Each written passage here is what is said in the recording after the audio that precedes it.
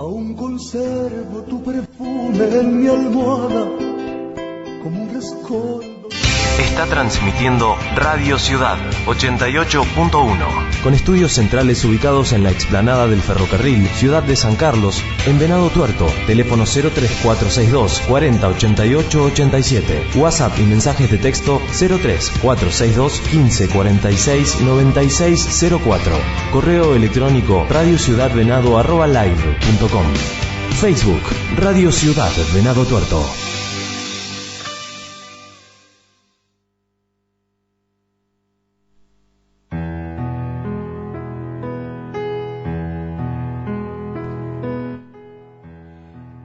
Bitácora Malvinas, un programa con olor a tinta, tinta de Malvinas, con recuerdos de mar, océano Atlántico, bien al sur, Malvinas del 82, pero aún antes, un cuaderno donde vamos escribiendo nuestra propia historia en torno a Malvinas, un homenaje a los que aún están ahí en el fondo de ese mar helado o en la colina de Darwin, esperando por nosotros, tan solo esperando. El mar se mide. Buen día a todo el mundo. En el programa de hoy, como siempre, va en homenaje a los caídos en la guerra de Malvinas. Así, bueno, fue pensado justamente nuestro programa, Bitácora Malvinas. Y hoy también está dedicado a los pilotos de la Fuerza Aérea Argentina, que cayeron dentro del conflicto, por supuesto, comprendido dentro de los caídos, pero también aquellos veteranos de guerra que pertenecieron tanto a las divisiones de helicópteros o los grupos de caza o los grupos de transporte, digamos. La repercusión del programa 10, realmente muy bueno los comentarios que recibimos con las entrevistas que hicimos con Gabriel y con Miguel, con el desembarco del 2 de abril, porque hay algunas cuestiones que, bueno, por supuesto, cada soldado, cada suboficial o cada oficial vivió su propia guerra y la puede contar desde ahí, y eso es lo que tiene este segmento del programa que se llama Malvinas en primera persona, testimonios de veteranos de guerra, donde aparecen un montón de cosas que por ahí la gente comenta, esto no lo sabía, esto otro tampoco, como una novedad, y bueno, y ni hablar uno personalmente, ¿no? Que se encuentra con situaciones por ahí de compañeros, de amigos que pertenecen a la misma agrupación, como yo, a la Unión de Veteranos de Guerra del Sur de Santa Fe, y por ahí uno, 38 o 39 ya casi años después, se entera de algunas cuestiones que sucedieron en Malvinas, ¿no? Bueno, un saludo para justamente los compañeros de la Unión de Veteranos de Guerra del Sur de Santa Fe, a todos los veteranos de guerra de Venado Tuerto, a los del cuarto grupo de la segunda sección de la compañía C del RI-12, especialmente para Carlitos Gómez, que ha recaído con su enfermedad, pasó por el quirófano esta semana y se está recuperando. Los veteranos de guerra que tenemos de 58, digamos, para arriba ya, vivimos ya con, bueno, los achaques que se puede haber conseguido, acumulado con el tiempo, con la edad, más allá de lo que nos tocó vivir en Malvinas, y bueno, y es necesario el cuidado de la salud, ¿no? Así que le mandamos un saludo muy especial a Carlos, y que se reponga pronto, y bueno, que una vez que esté repuesto realmente se cuide, porque tanto la diabetes como la hipertensión, digamos, son cuestiones para estar vigilándolas permanentemente, todos los días. Bueno, y un saludo para todos los compañeros que nos están escuchando, mate en mano, y comenzamos esta vez compartiendo un libro que se llama Cruces, Idas y Vueltas de Malvinas. Y los autores son María Laura Gembe y Federico Guillermo Lorenz. Federico Lorenz, estuvimos hablando de uno de sus libros, de otros libros, estuvimos hablando de una trilogía que, bueno, ya vamos a comentarlo los otros dos, pero este fue escrito en conjunto con María Laura Gembe y tiene que ver, es un libro que tiene fotos, son fotos propias de algunos soldados o fotos conseguidas en poder de los soldados ingleses que figuran quizás en algún museo, en alguno de los museos imperiales de la guerra que hay en Gran Bretaña, o algunas fotos propias de soldados argentinos que lograron traer esas fotos al finalizar la guerra. Por ejemplo, a título personal, junto con un amigo, un hermano de ahí de la turba, Emilio tenía una máquina Kodak 110 y habíamos logrado acumular más de 100 fotos. Esa máquina utiliza como un cassette, era el rollo, y cuando caímos prisioneros ahí luego de la batalla de Ganso Verde, Darwin, Pradera del Ganso, Emilio se había quedado con esos rollos y bueno, fueron confiscados cuando nos volvimos a encontrar luego de algún momento en que nos distanciamos debido al traslado de los prisioneros. Le digo, Emilio, los rollos, y bueno, se lo habían sacado los soldados ingleses.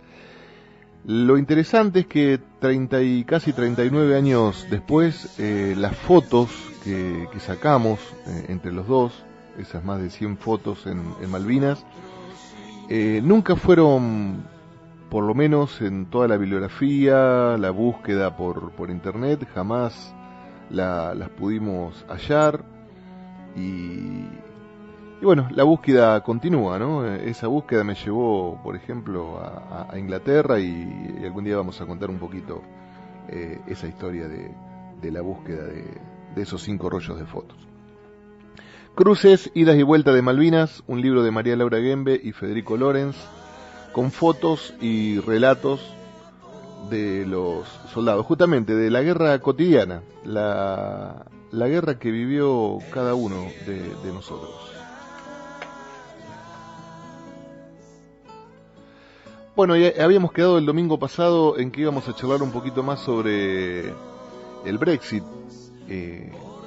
Hace 5 años, en el 2016, Gran Bretaña decide separarse de la Unión Europea, entonces a partir de ahí comenzaron unas negociaciones para ver cómo iba a ser su salida desde la Unión Europea, y llegó a su fin mediante un tratado de muchísimas páginas, por supuesto, que comenzó a regir a partir del 1 de enero de este 2021. Y ese acuerdo entre el Reino Unido y la Unión Europea excluyó a los territorios de ultramar de Gran Bretaña. Y justamente dentro de esos territorios de ultramar están Malvinas, Georgia del Sur y Sandwich del Sur. Son las islas que están en disputa territorial con nuestro país. Argentina sostiene su soberanía sobre esos territorios australes, y que estaban comprendidos, digamos, por la Unión Europea, y esta vez quedaron afuera de las negociaciones, y es una de las concesiones que Gran Bretaña tuvo que aceptar para poder alcanzar el entendimiento. Y Boris Johnson, el primer ministro británico, informó a los isleños que la Unión Europea fue absolutamente intransigente a la hora de excluir a la mayoría de los territorios de ultramar en las negociaciones comerciales, por lo menos de este año 2021. Y también les dijo a los isleños, a todos los habitantes de esos territorios de ultramar, ustedes no han sido olvidados ni dejados de lado. Pero evidentemente esto va a implicar un cimbronazo a nivel económico muy, muy grande para las personas que habitan Malvinas.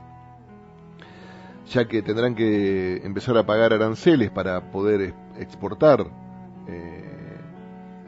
los productos de la isla, ¿no? Que generalmente, digamos, la economía isleña se basa en la pesca y en los derechos de pesca y de búsqueda o de exploración petroleras que hacen ellos a muchísimas empresas internacionales y a muchísimos pesqueros del mundo, ¿no?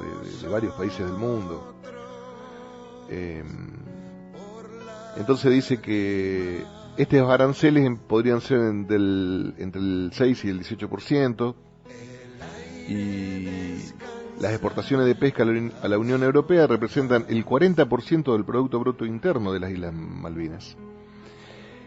Entonces, fíjense que los habitantes tienen uno de los ingresos per cápita más alto del mundo, estaba por arriba de Estados Unidos o de países como Canadá, y bueno, todo esto va a empezar a disminuir, porque evidentemente, si bien hubo un consejo, un pedido, mejor dicho, o Argentina aconsejó a la Unión Europea para que no se contemple a Malvinas dentro del acuerdo que iban a llegar con Gran Bretaña, no podemos asegurar de que, bueno, es un triunfo de la Cancillería Argentina, porque también Anguila, Bermuda o el territorio antártico británico o el territorio británico del Océano Índico, las Islas Vírgenes Británicas, las Islas Caimán, Montserrat, Pitcairn, Isla Henderson, Santa Elena, Ascensión y Tristán da Cunha, las Islas Turcos y Caicos, todos esos territorios que ostenta Gran Bretaña como propios, fueron dejados de lado en este Brexit. Pero bueno, esta es una buena noticia en nuestra lucha por el reconocimiento de la soberanía sobre ese territorio tan querido por nosotros. Una buena noticia entonces, con esto del Brexit que comenzó a regir a partir del 1 de enero. Europa, la Unión Europea, no consideró a los territorios de ultramar de Gran Bretaña.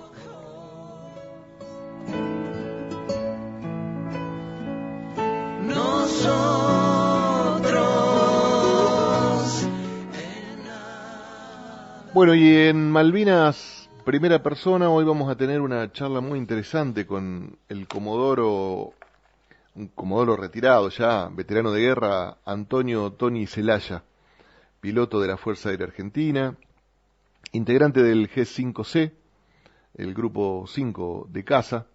Él manejaba una 4B, como el comodoro también retirado Jorge Barrionuevo, al que entrevistamos programas atrás, y juntos estuvieron en todas las acciones que realizó el Grupo 5 sobre Malvinas, sobre la flota británica. El Grupo 5 de caza tiene asiento en Villa Reynolds, en San Luis. Tony, como le dicen a Antonio, es tucumano, nacido en Faymayá, aunque luego fue a vivir a la capital de Tucumán. Hoy es un profesor y trabaja en la Escuela de Aviación Militar, bueno, compartiendo por supuesto toda su experiencia como piloto en la guerra de Malvinas. No sé, Javi, si ya tenemos comunicación. Hola, buen día. Sí, buen día. ¿Qué tal? Hola. ¿Cómo va, Antonio? Hola, buen día, mucho gusto, muchas gracias por estar en contacto y gracias por esa presentación. Bien, nosotros, bueno, esta es una radio municipal, Radio Ciudad, 88.1, llegamos a la ciudad de Venado Tuerto y por supuesto también a través de internet, por ahí llegamos a lugares que uno no piensa, como por ejemplo gente que nos está escuchando en Puerto Rico. Antonio, me gustaría que nos contaras un poquito, digamos, cómo fue al comienzo tu vida para poder llegar a subir a una 4B, digamos, cómo llegaste a la Escuela de Aviación Militar. Mira, muy simple, yo no sé por qué, siempre quise volar, y eso que me he criado en un pueblo donde se veía un avión a la semana que pasaba a muy alta altitud, o sea que no había un estrecho acercamiento a aviones, pero siempre me gustó la idea de volar, y después ya siendo adolescente pude juntar la idea de volar con algo de amor a la patria o poder defenderla, y por eso fue mi ingreso a la Fuerza Aérea.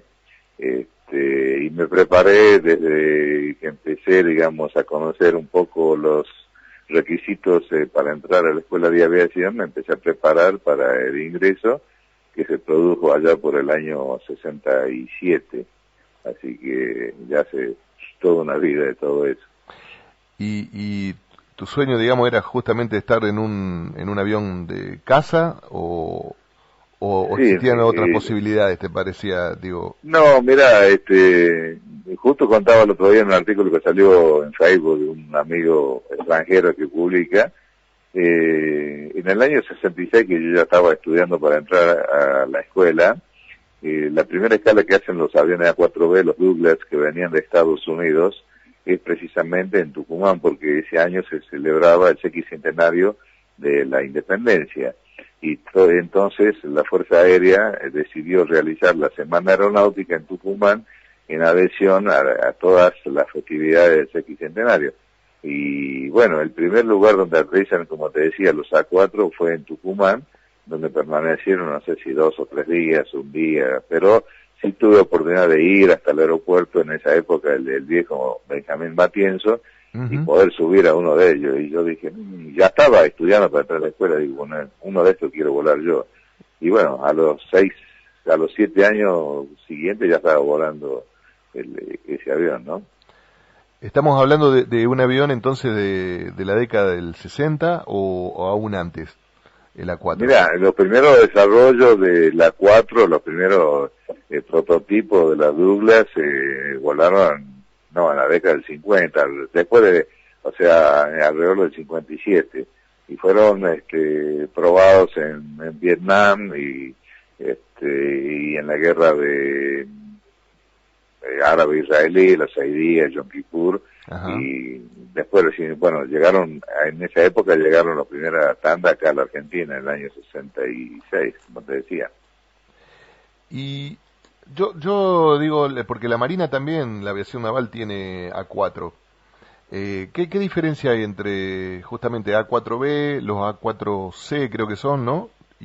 Pues la Marina adquirió el A4Q, que se le llamó. A4Q.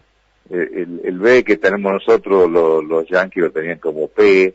Son distintos, en realidad el origen del Skyhawk es un avión marino, embarcado, o sea, portaaviones. Para portaaviones, y para que operaran en la Fuerza Aérea se hicieron una serie de modificaciones. Por ejemplo, se le colocaron una superficie de frenado que se llama un spoiler, que originariamente no tenían, entre otras cosas, para hacerlo más adaptables al aterrizaje en tierra y no en portaaviones. Pero sí, el origen es un avión embarcado.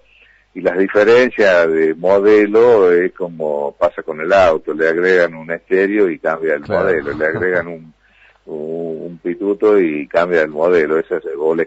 El C, por ejemplo, que tuvo la Fuerza Aérea, ya viene con otro motor, viene con más estaciones bajo las alas, viene con un radar, viene con un piloto automático. O sea, son todas modificaciones que le van agregando en versiones posteriores que hacen que salga un nuevo modelo. Uh-huh. ¿Qué pasó en abril del 82? ¿Ustedes previamente había algún rumor, tenían alguna idea de lo que estaba por suceder? ¿Vieron intensificado de repente la preparación? Mira, específicamente o personalmente te puedo decir que yo estaba en España haciendo un curso de tiro y bombardeo.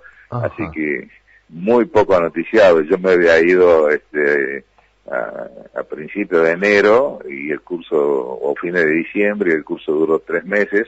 Justo nosotros, porque digo nosotros porque éramos 2, el capitán García de la 4ª Brigada, que volaba 4C, y yo,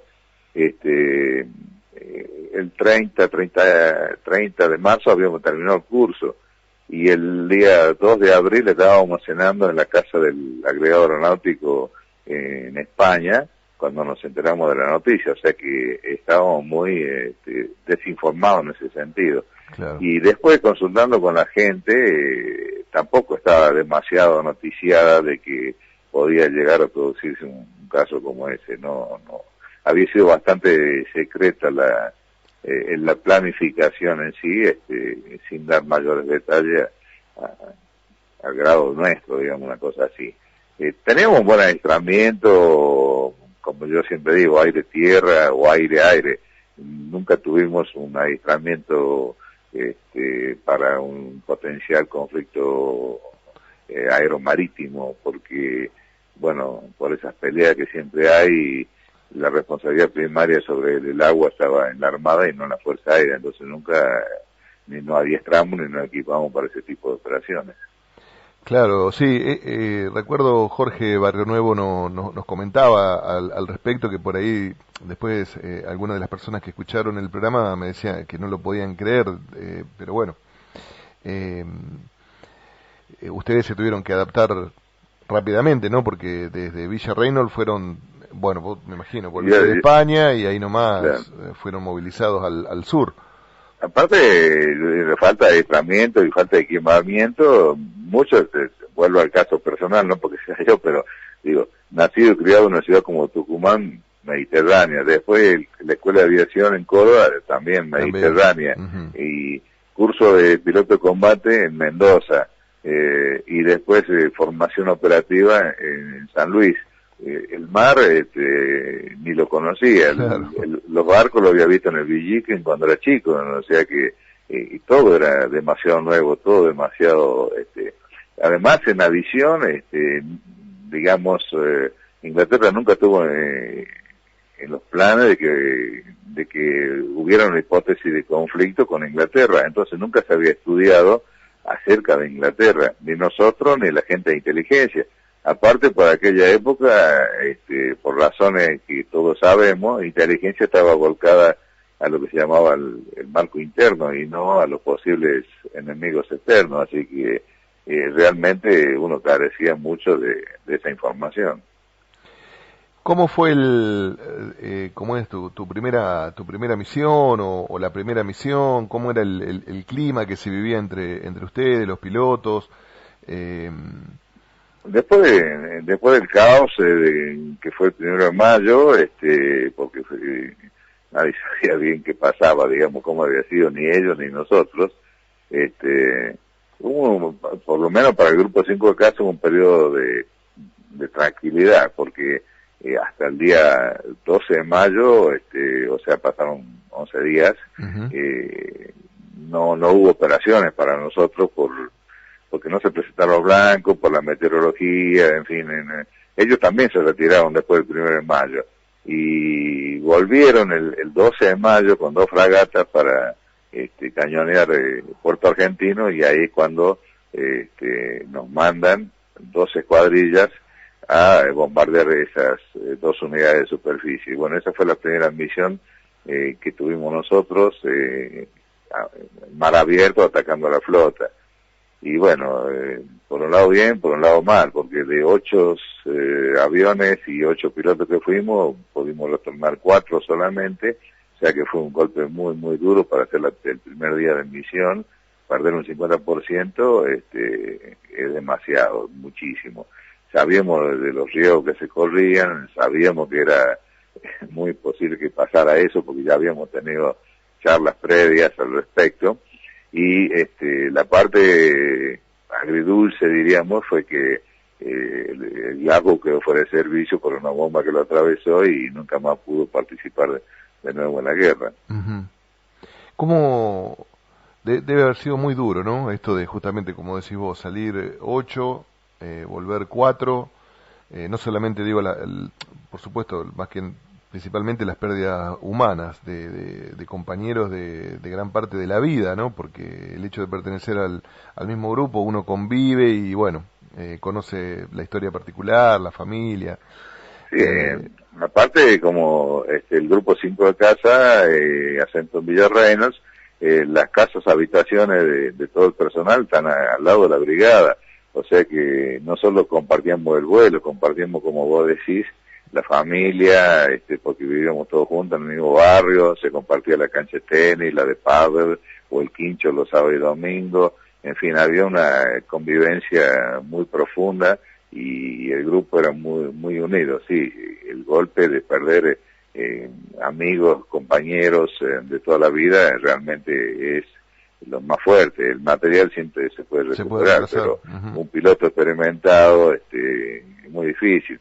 Ellos tenían una flota muy muy avanzada, muy nueva, no había sido probada, porque después de los fracasos, digamos, de la batalla aeronaval de los aliados allá por Midway o Mar de Coral, donde vieron que eran muy vulnerables a los ataques de los aviones, es que se genera esta nueva colección de naves de superficie que son muy rápidas, muy maniobrables y muy defendidas a los ataques aéreos, pero no que son las que dotaban a la OTAN, pero no habían sido probadas en combate, y era la oportunidad de probarlas.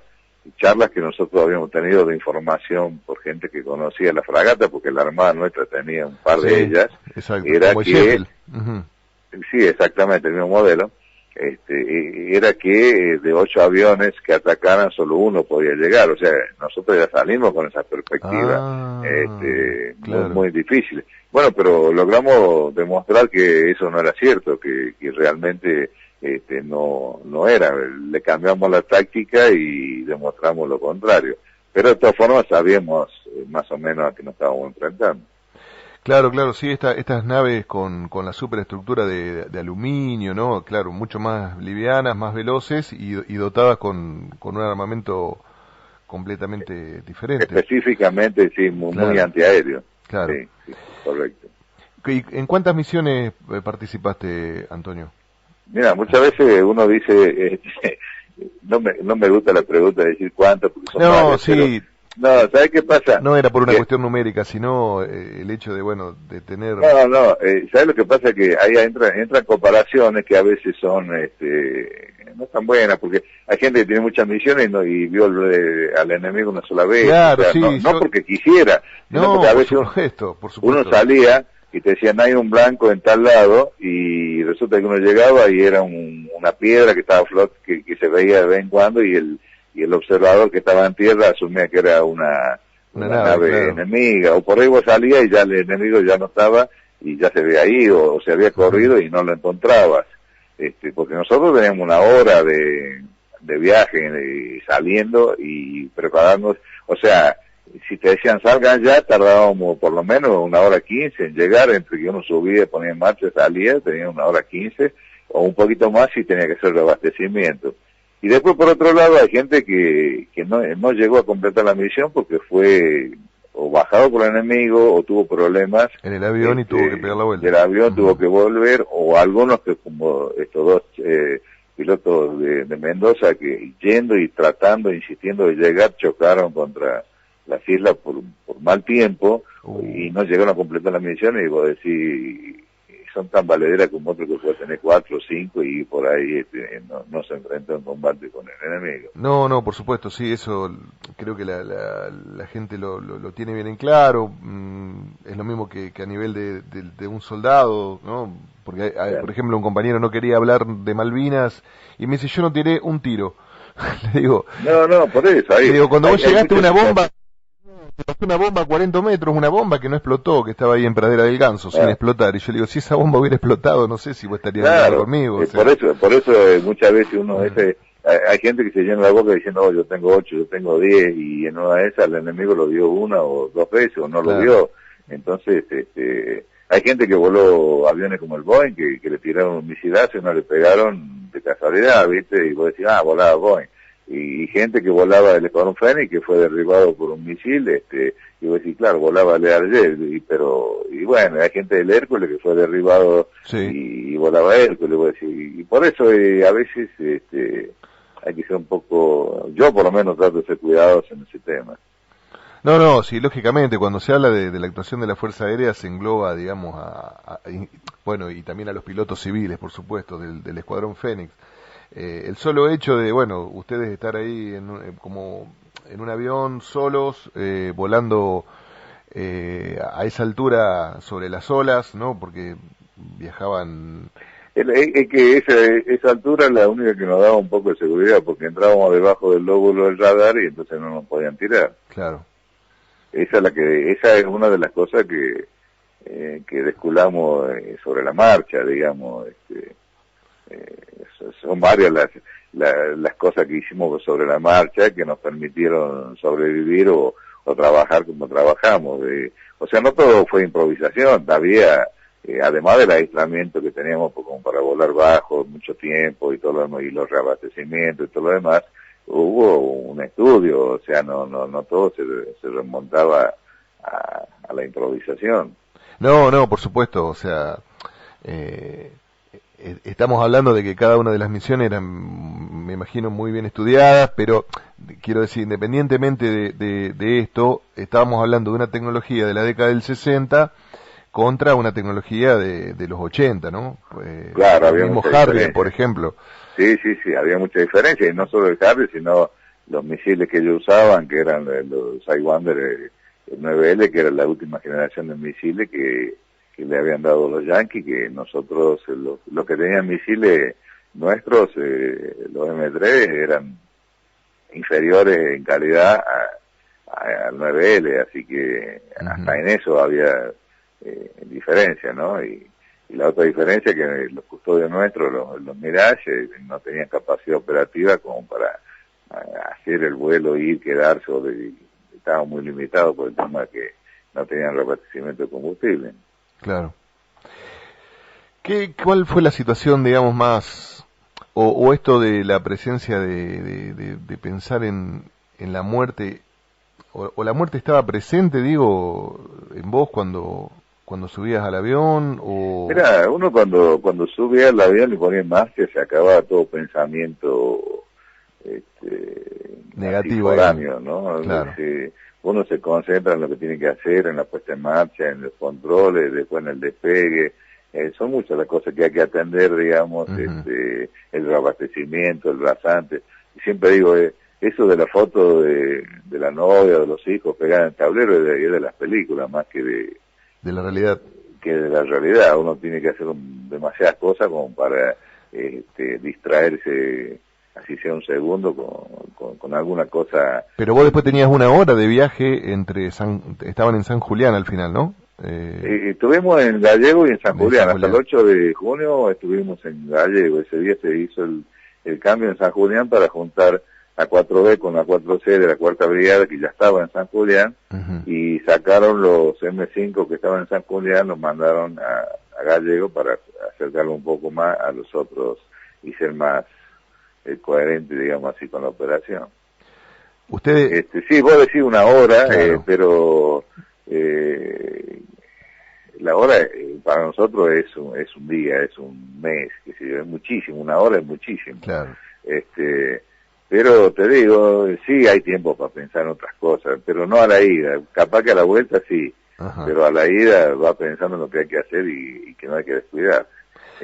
Más que todo, era todo nuevo, volar sobre el mar, hacer el abastecimiento, volar sobre las islas con una carta que no era la más adecuada, porque no estábamos acostumbrados a la escala que nos dieron. En fin, había varios detalles que te impedían distraerte de lo que estaba haciendo.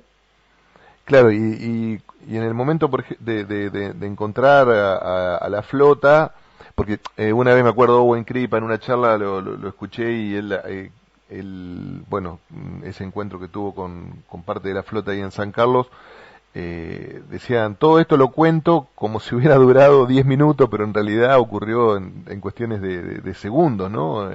Sí, imagínate, nosotros en rasante lo estábamos haciendo entre 460 y 500 nudos, o sea que el nudo es una milla por hora y nosotros estábamos haciendo entre 8 y 9 millas por minuto, y la milla marítima, inclusive inclusive cuando nosotros en el ataque el 12 de mayo, yo veo las dos naves hacia el frente, le calculé a ojo, estábamos a 2 minutos, o sea que todo eso duró 2 minutos, o sea, uno vuela una hora para un combate que dura 2 minutos, o menos, el cruce, porque no hay ida y vuelta. Nosotros llevábamos una sola bomba, una vez que la tiraste, ya no tiene sentido volver a atacar porque no tenés con qué tirarle.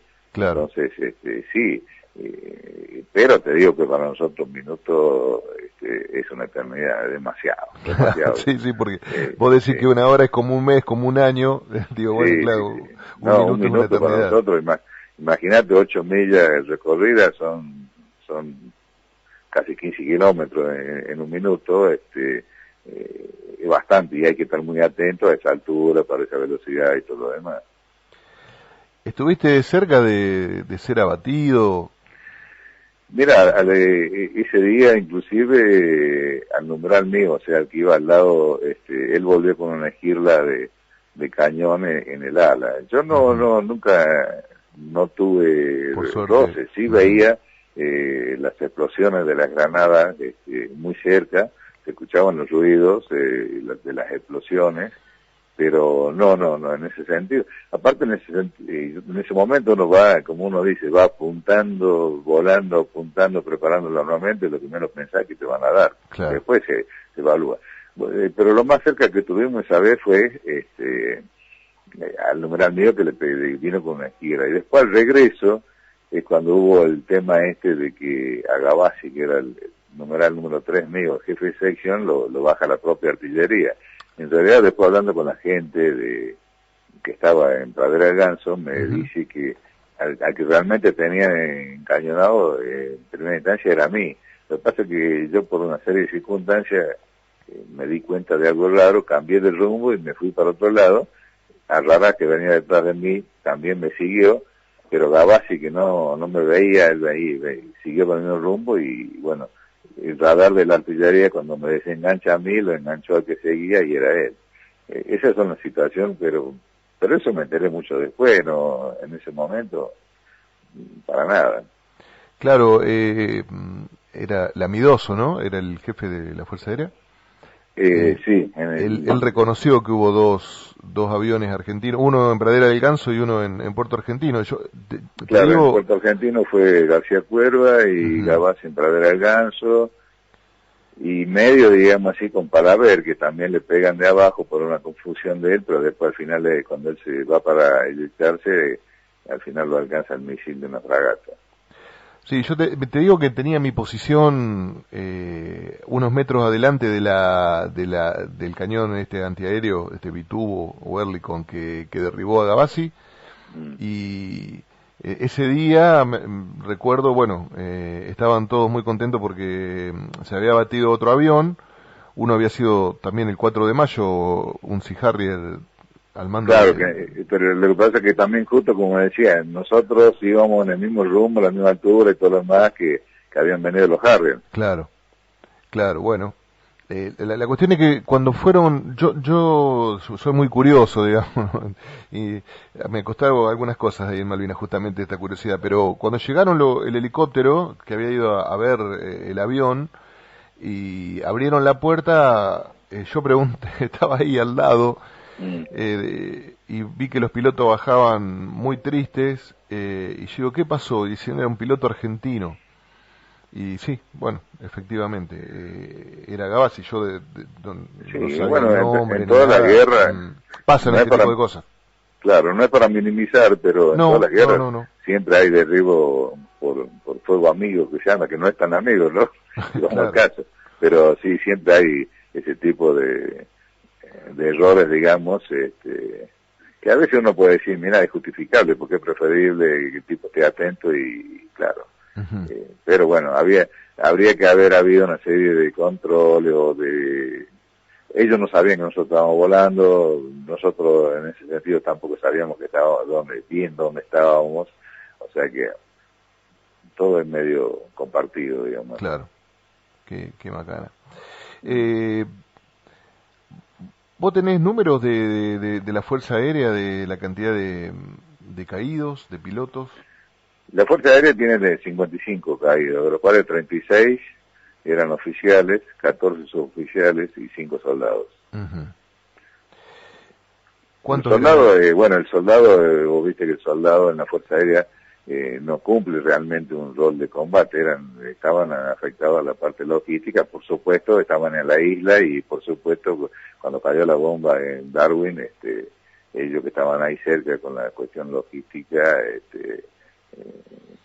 fueron abatidos y en realidad que el rol de combate es del piloto, y aparte, o el avión de transporte como el Hércules o el Lear que tiene una tripulación, o sea, todos profesionales. Uh-huh. Y por eso la gran diferencia en porcentaje. Claro, como el ejército o la marina. Y civiles. Claro. Y soldados. Antonio, ¿cuánto todavía estamos pagando el resultado del conflicto? Digo, porque por ejemplo la Fuerza Aérea iba a comprar el Estado argentino iba a comprar unos aviones creo que era Corea, pero como tenía componentes británicos, los británicos intercedieron y dijeron que no se le podía vender a la Argentina. Digo, porque Jorge por ahí nos contaba esto de que una vez había ido a Italia y había visto unos tornados británicos en una base militar, y entonces decía, ¿qué hacen los británicos acá? Y dice, después de la Segunda Guerra Mundial, tanto Alemania como Italia no pueden fabricar aviones caza bombardero, por ejemplo, sin el control estricto de Gran Bretaña o de Estados Unidos. Claro. Sí, ¿Sucede con nosotros aún hoy todavía este tipo de claro cosas? Claro que sucede, y bueno, ahora no hay tiempo material para desarrollar, pero si uno lee el Tratado de Madrid, el pseudo tratado, porque no era un tratado, pero un acuerdo, digamos así, ahí están muchas de las limitaciones que se están sufriendo o se sufren en la actualidad, sobre todo en la parte industrial. Vos ahí te preguntas por qué no se fabrica más una locomotora. Bueno, claro, por ejemplo, volviendo a esa parte, o sea, sería muy largo entrar, pero sí, se siguen sufriendo las consecuencias de aquella época, por supuesto que sí. ¿Y vos estás trabajando como docente en la Escuela de Aviación Militar? Sí, yo estoy como docente ya hace como 3-4 años. Rendí el concurso, entré como profesor, estoy dando materia específica de la Fuerza Aérea, tales como tránsito aéreo, armamento aéreo, también de historia aeronáutica, en fin, son materias afines específicas para el personal de Fuerza Aérea. Luego de la guerra, digamos, al tiempo que se hace como un balance, un recuento, digo, las pérdidas materiales de la Fuerza Aérea no fueron repuestas, o sea, no se pudo reponer todavía la cantidad de aviones que se perdieron. No, hubo una compra en el gobierno de Menem, hubo una compra de los A4AR, ajá, que ya vinieron, digamos, un poco modernizados, pero evidentemente se trataba también ya de un avión, y bueno, ya un poco era como comprar el Cafir el año pasado, comprar los F1 que vendía España, que quería vender la Argentina, aviones o como los super estándar que se compraron, que son del año 82, modernizados, o sea, madera que voy a decir, hasta qué punto es conveniente comprarlo, ¿no? Porque yo digo, un super estándar modernizado es como si vos al Ford Falcon le pusiera el habitáculo de un Honda City, pero sigue siendo un Falcon, con cabina de Honda City, y lo mismo pasa con los aviones. Bueno, no hubo realmente una reposición, vinieron los 36 esos A4AR, de los cuales la mitad tuvieron que preservarlo más o menos para que funcionaran los otros, o sea, usar lo que se llama la canibalización para poder tener otro en servicio, en fin, y bueno, y después se fueron, dentro de todo, más o menos se mantenía, pero después se fueron desprogramando los Mirage, los M5, los Pucará, y no hubo reposición de nada, y evidentemente la fábrica tampoco con los Pampa trabajó o trabaja al nivel que sería ideal, entonces no hubo tampoco una reposición en ese sentido.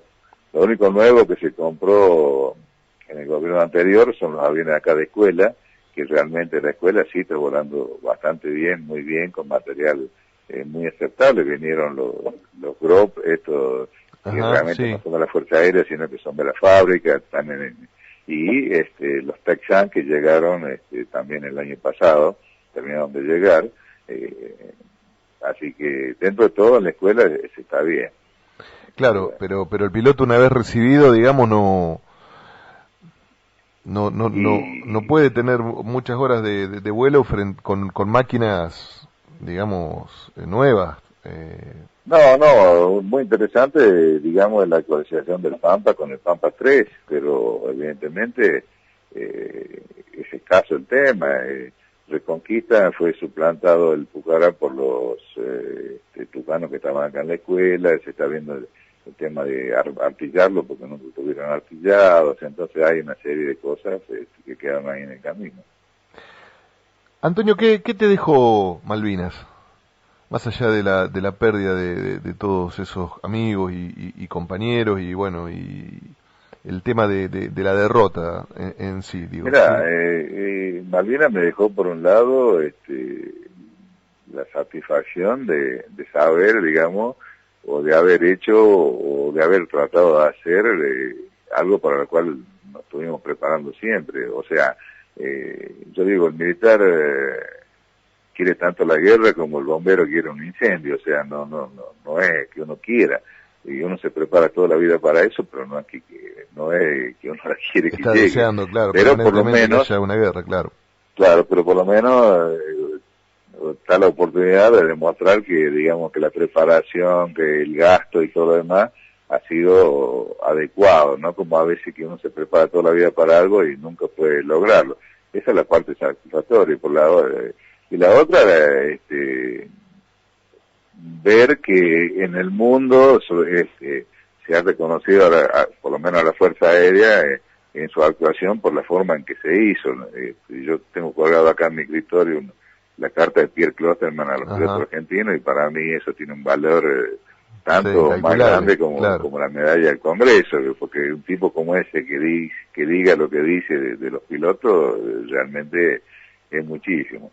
Y por otro lado, sí, como vos decías, el dolor de la pérdida de los amigos, de los afectos que uno tenía y todo eso, y ver que como decía Woodward en el libro de la Guerra de los 100 días, que el día 13 ellos estaban tan mal como nosotros, él mismo lo reconoce, pero bueno, no lo sabíamos, si no el resultado, no digo que hubiera sido otro, pero leyendo el libro de Woodward uno se da cuenta que no hicimos todas las cosas mal. Él mismo lo dice, no están haciendo las cosas mal, las están haciendo muy bien.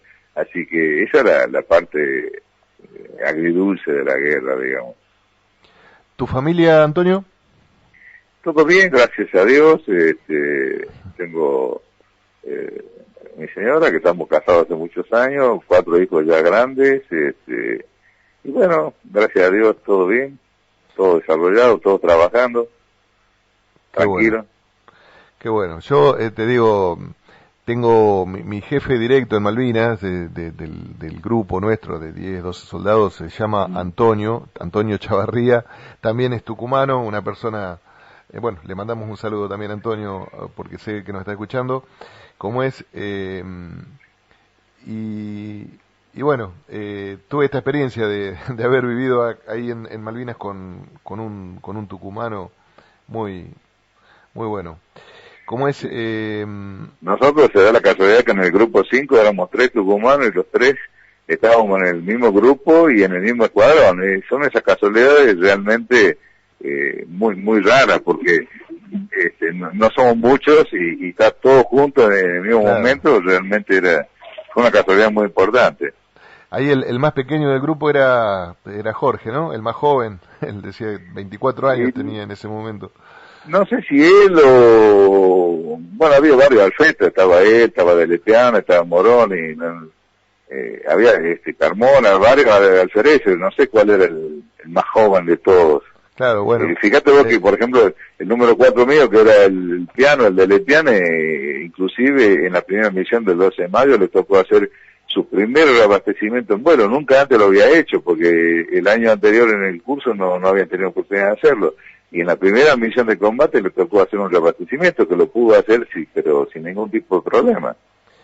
¿Qué maniobra aparece tan simple cuando uno la ve en los videos, digamos, ¿no? Pero, digo, debe ser algo muy complicado, digo, ¿no? Mira, no es tan complicada. Es cuestión de no ponerse nervioso, nada más. Claro. Pero, no es tan complicada. Es bastante... Digo, hubo alguno que no llegó ¿cómo es? A cargar combustible suficiente y aviones que no lograron llegar al continente otra vez. No, por esa causa no. Inclusive hubo realmente un par de experiencias realmente de película. Una precisamente le tocó el día 13 de junio precisamente a Lepiane, que es cuando él sale de la isla con un agujero en el ala y por ahí perdía combustible. Y a los gritos, porque no llegaba a ningún lado, se comunicó con el reabastecedor muy bien, lo fue guiando, lo fue trayendo, y cuando él llega al reabastecedor a la vuelta, le quedaba prácticamente cero combustible, y eso que el indicador de combustible de la 4 dice que debajo de 500 libras la marca es incierta, o sea, puede ser que tenga las 500 libras o que no tenga nada. Claro. Bueno, pero él llegó a enchufar, digamos así, la manguera con la indicación de cero, y así enchufado es que lo llevaron hasta San Julián, arriba de San Julián desenchufó y aterrizó, y seguía perdiendo el chorro de combustible. Qué bárbaro. Y otro tanto le pasó a Vázquez, entiendo, con una 4C. Así que, no, en ese sentido, por falta de combustible o por falta de digamos, de reabastecedor, no hubo ningún problema. El día último, el día 13 de mayo, yo me volví de medio del mar, porque precisamente al desenchufar del avión del Hércules, me entró un chorro de combustible en el avión mío, en el motor, y se produjeron una serie de explosiones, vibraciones, que me aconsejaron no seguir, porque realmente tenía fluctuaciones en las revoluciones del motor y todo lo más, y recién estábamos en media hora de vuelo, así que es por eso que decidí volverme. Claro.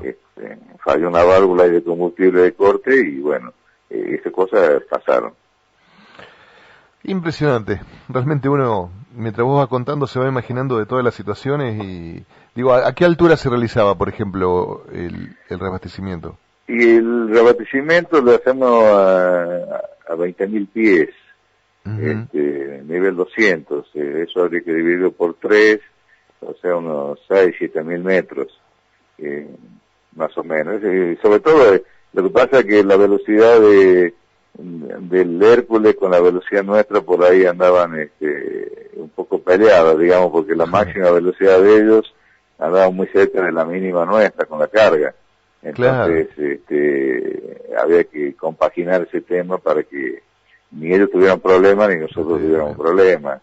A veces inclusive se hacía un reabastecimiento en tobogán, que se llama, o sea, en descenso, para que pudieran ellos tener un poquito más de velocidad y que nos ayudara a nosotros el tema.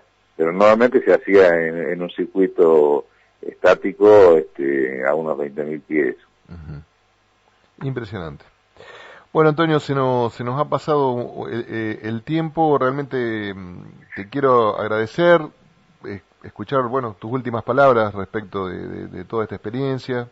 ¿Algún mensaje que quieras dejarle a todos los que nos están escuchando, a la gente que nos está escuchando? Mira, yo siempre agradezco a toda la gente que se interesa por el tema de Malvinas.